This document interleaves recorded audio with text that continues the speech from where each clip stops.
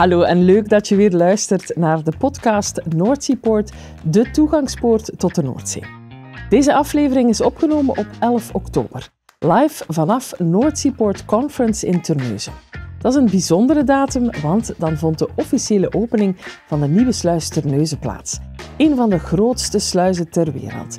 De toegangspoort voor grotere schepen op de Noordzee naar Terneuzen en Gent. Je gaat luisteren naar het Panelgesprek, gemodereerd door Ann De Bie, over de impact van de Nieuwe Sluis Terneuzen op de industriële sector. Dit panel vindt plaats in het Engels vanwege de internationale gasten en sprekers tijdens Noordzeepoort Conference. Geert van Poelvoorde, you are CEO at ArcelorMittal Europe, of course the steel producing company with a very important factory in Gent. Now, to give us an idea, what products and materials do you ship towards and from Gent? Inbound, of course, as a steel company, we're getting our raw materials. So this is mainly iron ore and coal and scrap, and in the future maybe more scrap. And outbound, we have then our finished products and our byproducts, slag, for example, which goes out of the lock or of the harbor. And how many tons are we talking about every year? So the plant is producing more or less 5 million tons steel. So for this we need 11 million ton raw materials. So that means we have more or less from the 11 million ton, 7 to 7.5 million ton iron ore and 3.5 million ton coal. So when we talk about scrap, it's about 250,000 ton. Mm-hmm. So then when we go to the finished products, the plant is producing more or less, like I said, 5 million tons. So normally we deliver our customers 30% train, 30% truck, 30% water. So there's more or less 1.5 million ton that goes out and with ship. Yeah. We're talking about millions of tons every year, ladies and gentlemen. Now, Mr. Van Poelvoorde, why is the location of Noordzeepoort that important for Arcelor? Yeah, so the steel industry has the main plants at the coast. So that's why we call them coastal plants. And the continental plants that have no water access to big ships have always a structural disadvantage. Mm-hmm. And what you see is that the big plants at the coast in Europe are possible to be supplied with raw materials of ships of 150,000 ton, even to 300,000 ton Cape-size ships. The continental plants are delivered with barges, 3,000 ton or 5,000 ton in best case. And what you see over the last years is that those continental sites, when there is a crisis, there's a problem, they close. Mm-hmm. So they are very weak, the transport cost is high. So you can only survive as a continental plant when you're close to the customers. Mm-hmm. Because then you pay maybe more for your raw material transport, but you can get it back when your customers are in the area. Here in Gent, we are a bit in between. So we can now with, let's say, the old lock, we could come with Panamax ships 75,000 ton, but have to lighten in the Westerschelde. So now we can go up with the bigger ships. So the step up from the Panamax towards the Baby Cape and the Cape-size ships is a very important step to get the structural disadvantage compensated for the plant in Gent. So there's a bit a move from a semi-coastal plant to a coastal plant. Okay, right? Yeah. Thank you for this explanation. Dr. Mahmoud Curson, you are the Vice President at WE Soda, West East Soda. I saw you nodding when your neighbor explained everything. You are a Turkish producer of soda ash. It's a product that can be used for many purposes, such as glass, in washing powder, the pharmacy, cosmetics. You produce it on different sites in Turkey, and then you ship it mainly from the port of Derince. Do I pronounce it? Yeah, exactly. Derince, okay. So, Dr. Curson, what is your connection with Noordzeepoort? Where exactly, at what terminal will you be active? Actually, we are active in Terneuzen, in Verbrugge terminals. We were doing a lot of business there, but with small scale since many years. And they have an amazing history, and they were doing their jobs very good. The thing is, our product, we are the biggest natural soda ash producer in the world currently, with a Sustainalytics score, 7th best chemical industry, and the only one soda ash producer who is carbon clear certified by a third party with 0.26 and 0.29 scope 1, scope 2 emissions. But the missing part was the scope 3 emissions. Scope 3, yes. In order to continue, especially to somehow be well positioned, and as you know, okay, we are sending our products for more than 80 countries, 205 different ports, but the main idea is especially the Europe is the one who is caring more about sustainability and emissions, and we had to do something. And then actually just now increasing our storage capacity up to 100,000 ton in Terneuzen will just like replicating one of our plants in Kazan and putting it there like where they would call the north of the Venice in the good old days, okay? And from that, the barging capability, rail capability, and trucking. So our projection was to have a 47% actually reducing our emissions. But the thing is, it seems that our current numbers indicate 51 to 53% actual reduction in the CO2 emissions until now, and it's a very, very important thing now in all our, because we are just saying that sustainability as a service, as the product, and soda ash is used, as you said, in many, many industries, and also on top of it, we are also bringing some sodium bicarbonate, which is also an edible food product. Yeah, okay. Now, the new lock is one of the key arguments to come to Noordzee port. You intend, as I have read, to bring a minimum of 700,000 tons of soda ash per year that will leave the terminal again by water. And altogether, this will mean like 500 lock movements per year. Now, why is Noordzee port the right location for your business and not, for example, Rotterdam, Antwerp, or even Antwerp? Yeah, actually, especially with the new lock, now the risk is far more reduced, actually, especially in the tidal scheme, and the risk of, because we see now the Evergreen ship was in their Suez Channel just 2 years ago, so it's much more safe. And the thing is, I think you had a very visionary view. Okay, I just double-checked because the numbers indicated that 16.44, because I was thinking that 14.5, because it's for the ship draft, it's 14.5, which is an amazing number. Why? Because currently we are limited with the 53 to 55,000 tons with Ultramaxes.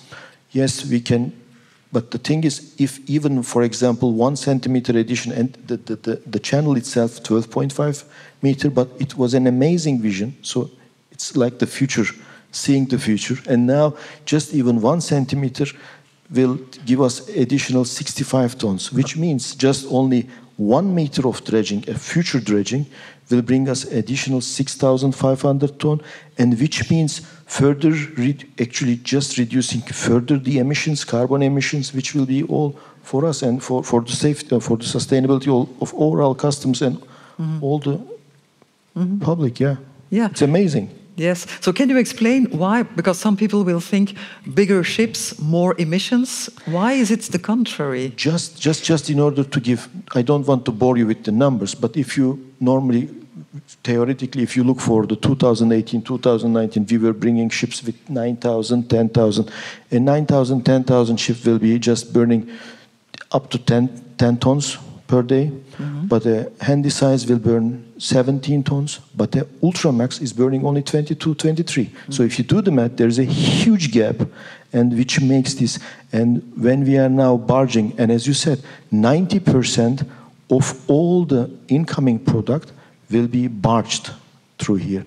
And when we do the math here, when we are barging with 3,500 to 4,000 ton average barge, which will further reduce 1 kilo per ton emissions. It's unbelievable. Okay, it's mathematics. Yeah, thank you. That's mathematics. It's important, yeah. Mr. Jelle van Koevoorde, you are the managing and route director at DFDS Terminal. I think we saw a ship of yours, well, of your company, passing this morning. It was by coincidence. Yeah, so... All right. Now, where exactly is DFDS located at Noordzee port, and what is your core business on that side? Thank you for the question. Maybe it's good to tell a little bit more about DFDS Group. DFDS Group is a Danish shipping and logistics organization. We operate around 60 ships, and we operate around 6,000 to 7,000 trailers and trucks. And on the shipping part, we cover the Baltics, we cover the Noordzee, we cover the Mediterranean, Straits of Gibraltar. And then one route of these 60 vessel-operated routes is the Ghent-Gothenburg route. So we connect Noordzee port and Gothenburg on a daily basis. And that route is very specific because we are part of the supply chain, or we have the privilege to be part of the supply chain of Volvo cars and Volvo trucks on both sides of the Noordzee, as well in Gothenburg as in Ghent. And also ArcelorMittal is a big part of our vessel composition or cargo that we ship. So for us, it's extremely important, and none of our other routes in our network is evenly important when you look at it from a just-in-time point of view.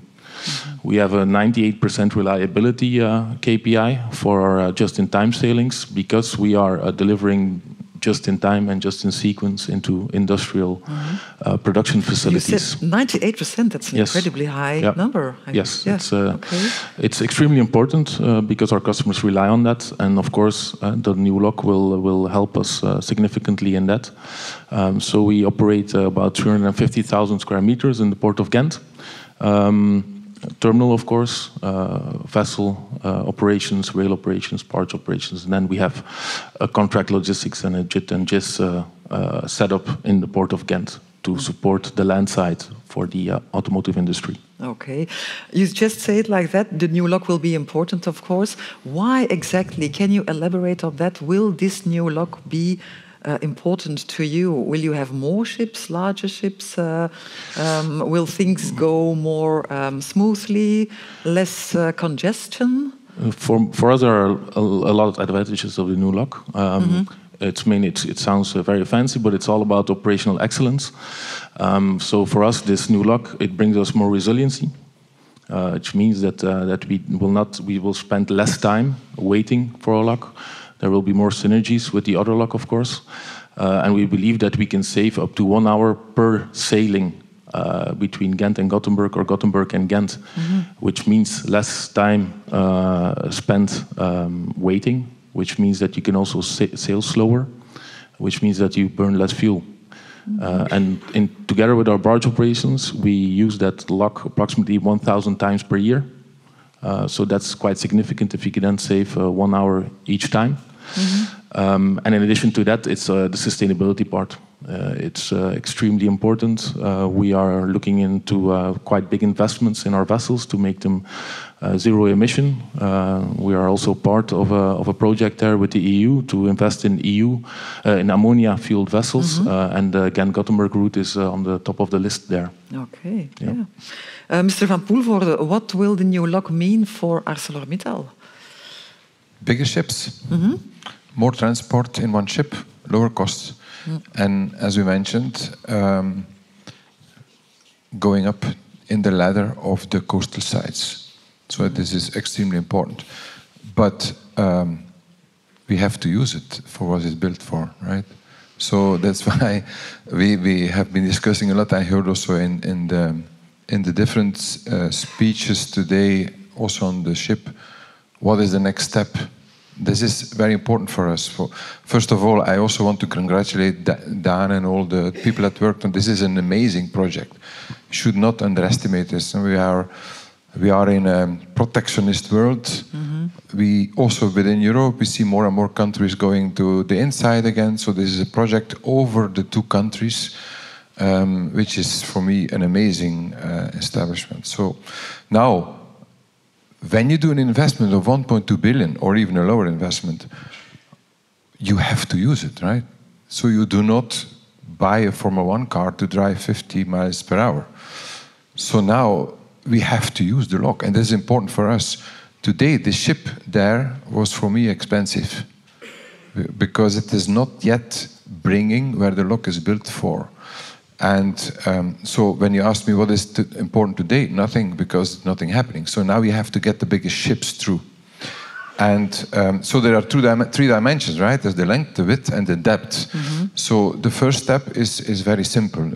You have now to be sure that the biggest ships can go through the lock. The second step is more difficult. How far will they get? So when we talk about 14.5 meter in the lock and 12.5 meter of a canal, so we have to, everybody knows, we have to go to 14.5 meter. So but that's why, from Mr. Liégeois, there is a unique opportunity here, because I understand that the Commission is feeling very bad that they have not invested so much in the lock. So it's a huge opportunity to make this up. A huge opportunity. So we have to do the dredging, we have to do, Mr. Liégeois, have to do the tunnel in Zelda, that have to be changed. So and it's a project over 2 countries. So I always learn in Brussels, 2 countries is a Europe matter. Okay. So this is something we have to think about, and let's hope that we can do this fast, because then, to answer your question, then we will be really benefiting from where the lock is built for. Yeah, right? I think your call to action has been heard. You are talking about making the canal deeper, about dredging. Is it also a matter of making the canal more broad? Is that something that will be useful for you, It for can instance, always be useful. Is it necessary? It can be necessary at some point. It's all about the cost per unit. The bigger the vessels, the lower the cost per unit, the more cost efficient and the more competitive your port is. So that's... And what is the first thing to be done? Yes. Yeah, I think this is not the first thing to be done yet. I think it might be important when we get bigger vessels and you have the whole... The area where they're going through the curves, that you might have here and there to do some work, but this is, so I it think, makes not our first possible to concern. have 2 ships passing. This is not our first concern, I would say. Okay, Mr. Kersen, what would your first wish be after the inauguration of the big lock, the new lock? Actually, it was a great statement. It was a really great statement. The thing is, when we look, the draft is the most important thing for all of us. And I have to admit, I was a little bit jealous because we were trying to send ore in the normal route, because every month one of the Ultramaxes is coming here, because we have also a shipping company that owns more than 2.5 million deadweight ton ships. But the thing is, unfortunately, in the first discharge port, she was actually a little bit late, and we were lucky. and one another important point is, we don't look this for just 10 years, 20 years time, and we have actually agreement with Versterkt International, which I'm not sure whether I will be able to see, but it's for the coming 50 years. Why 50 years? Because our mine life in Turkey will be just 20 or 25 years later finished, but we have also facilities in US, and now 2 greenfield investments, more than $7.5 billion, another 8 million ton of soda ash investment. And what we are looking for is, if this time will be finished in Turkey, we will bring the whole US material here, and that's the main reason why we are here. Okay. Not a short-term thing. Okay, so a call to action for the canal that should be dredged or made broader, at least in the curves, as I would say it. Now, who should pay for that? Because the lock cost... Okay. This is an easy question. And I was going on about government, Europe, combination, public or private funding, but it's solved already. Okay, thank you, gentlemen. Now, to finish this discussion, I have one last question for each one of you, and I would like you to answer with one sentence. You can make this sentence as long as you wish, of course. The new lock is now open. What's next? First, be sure that we can use wider ships and longer ships, which is now immediately possible. Secondly, start to dredge the canal maybe towards the overhead terminal, because then we can lighten after the lock. And thirdly, go to the full end. Okay. Dr. Kersen, same question to you. What's next? I think the same, because as I mentioned, even only 1 meter would completely change many things, if possible to the end. But I think there should be a phased approach, and it should start from somewhere, because it was a very visionary. Because when I heard that it took so many years to develop, but the initial idea was to have 14.5.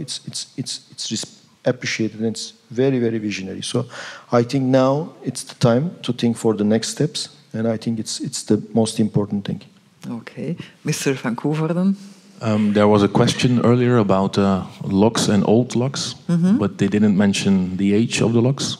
So for us, it's also about continued proactive maintenance of the older locks, so that we can benefit from the additional lock and keep benefiting from it. Yeah. Do you have problems with the maintenance of the old locks? No, okay. But it remains important. Yes. That we keep focus on that. It's not because we have a second big lock now or a bigger lock that we should neglect that.